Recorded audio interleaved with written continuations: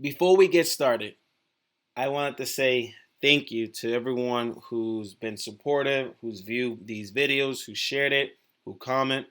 I've been taking a little bit of a hiatus to, pretty much get myself situated. I also run a fitness studio, so the last month and a half has been a bit hectic, but I definitely want to continue doing these videos. Not for myself, but I feel like there's a lot of good information that folks can take away from this to better themselves. So without further ado, let's get started. To lower your risk of disease, eat 5 servings of fruits and vegetables a day. Take 7,500 to 10,000 steps. Get 7 to 9 hours of sleep. That's all good advice and well supported by research. Perhaps you even said it to yourself. Unfortunately, it hasn't been very effective. As Stanford University scientists note in a recent study, most attempts to promote healthy behaviors focus on quote unquote distant or abstract rewards that cannot necessarily be guaranteed or determined. One obvious problem, they write, is that you can't know how many diseases you successfully avoided. My name is Jeremy Colon, and this is The Dark Side of Fitness, episode 21. When someone develops one of these ailments, like heart disease or type 2 diabetes, we assume it's their own fault because they didn't follow the guidelines when they had a chance. So public health messages are problematic at both ends. They don't inspire us to take action while we're young and healthy. They reduce our empathy for people who are older and unhealthy.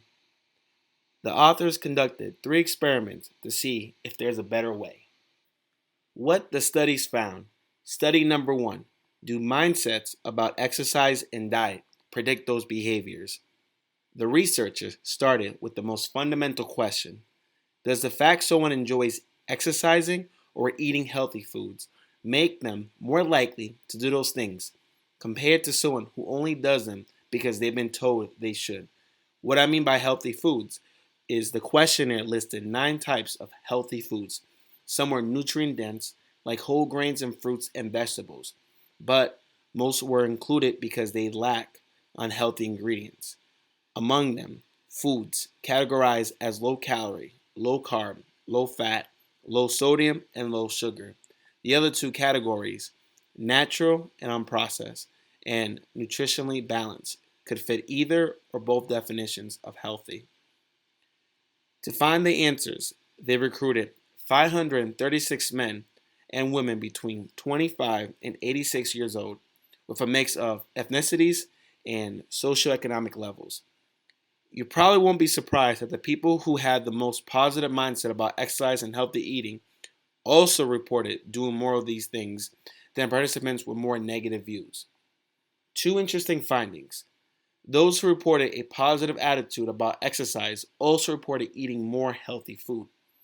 A positive mindset was a more significant predictor of behavior than someone's belief about the health benefits of that behavior. In other words, whether someone thought their exercise routine or food choices were good for them was less important than whether they enjoyed doing them. Study number 2. Can people change their mindset about exercise? And if they do, will they be more likely to work out? Exercise, traditionally, is sold to the public one of 2 ways. You have to do it. The spin might be positive. You'll get a healthier and or better looking body if you work out. Or negative. You'll suffer terrible consequences if you don't. Either way, it's not presented as an activity someone does because they actually enjoy it. It's really hard to get results. No pain, no gain. Messages glorify intensity, while public health guidelines emphasize minimal thresholds, like 150 minutes a week of moderate intensity physical activity, that honestly go beyond what many people are willing to do, especially when they're just starting out. That helps explain why about 50% of people who start a new exercise program typically drop out within 6 months. Within 6 months, an exercise psychologist once described the phenomenon like this. All the people who start a new fitness program on January 1st, a quarter will drop out by St. Patty's Day. Half will be out by 4th of July, and 3/4 will stop before Christmas. Even more memorable, the researcher told us dropout rates are consistent in almost every setting and population, from healthy adults who start a new program to people recovering from heart attacks to those who've been incarcerated. The researchers recruited 149 college students who signed up for a fitness class, indoor cycling, swimming, or tennis.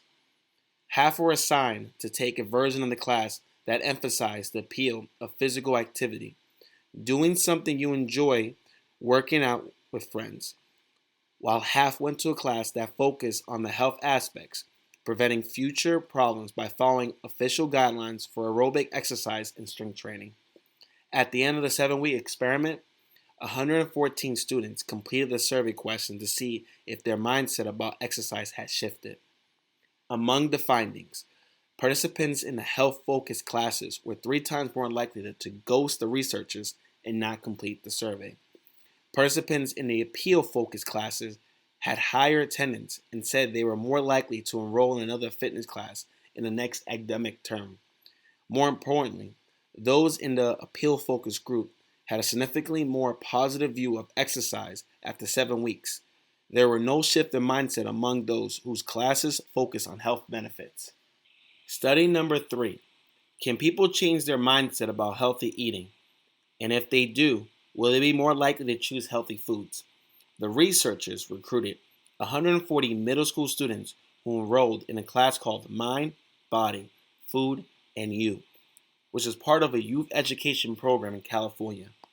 Half were assigned to a class that focused on the health aspects of nutrition. The students were taught about public health guidelines, including portion control and disease prevention. Individual fruits and vegetables were touted for being low in calories, fat, or sugar. The kids were sent home with a recipe for a healthy green smoothie, illustrated by a bowl of spinach. The other half got a class showcasing the tasty, fun, and social aspects of eating fruits and vegetables. The instructor encouraged students to connect some of their favorite memories, like holiday meals, with the plant-based dishes on the menu. When they discussed specific fruits and vegetables, the instructor emphasized sensory qualities like taste, color, and texture. Students left with a recipe for a colorful summer sipper smoothie, shown in a glass with an umbrella. Who isn't a sucker for those little parasols? Both groups had a more positive mindset about healthy eating following their 45-minute class. Although the kids in the appeal-focused class had a more dramatic increase, they also sampled more fruits and vegetables during the class and reported eating more produce in a follow-up survey a week later. Here are some coaching takeaways to take from this study. Number 1, general health advice often isn't that helpful. The reality is that most folks probably have a pretty good idea of what they should be eating. Instead, it's the how that provides the real challenges. For example, take this popular advice: to lose weight, eat less, and move more. While the statement is accurate and right in line with public health recommendation, it's unlikely to help most people make progress. That's because there are more interconnected factors: physical abilities, emotional health, mindset, relationships, everyday environment, overall outlook on life that influence a person's ability to eat less and move more. Number 2, it's encouraged to identify your real motivation. Understanding what really motivates you to improve healthy habits can lead to a much greater success. That's why it's best to use an exercise called the 5 whys. Here's how it works. Take your initial reason for wanting to make changes to your nutrition, workout routine, or lifestyle and use that as a starting point. Maybe you want to get fit. Now ask why. Keep asking. Remember, it's called the 5 whys until you feel like you've identified the real reason you want to change. Number 3, make healthy practices more appealing. Take a look at this list. Vacuuming the house, weeding the yard, taking the dog for an extra walk, shooting hoops in the driveway, Marco Polo with the kids. To many people, these might be viewed as hassles or time drains. But what if they were seen as opportunities to move a little more while they accomplish other stuff? This slight refraining might help you get more done, have more fun, and increase your daily energy expenditure, all without requiring more time in the gym, especially if you dread the gym.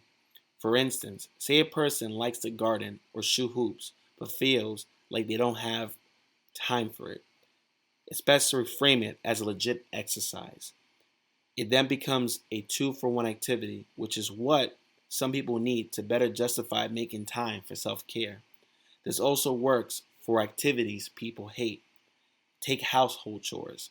The idea from University of Pennsylvania scientists is to pair an activity people feel inclined to do but don't enjoy, a quote-unquote should, with an activity they look forward to doing, a quote-unquote want.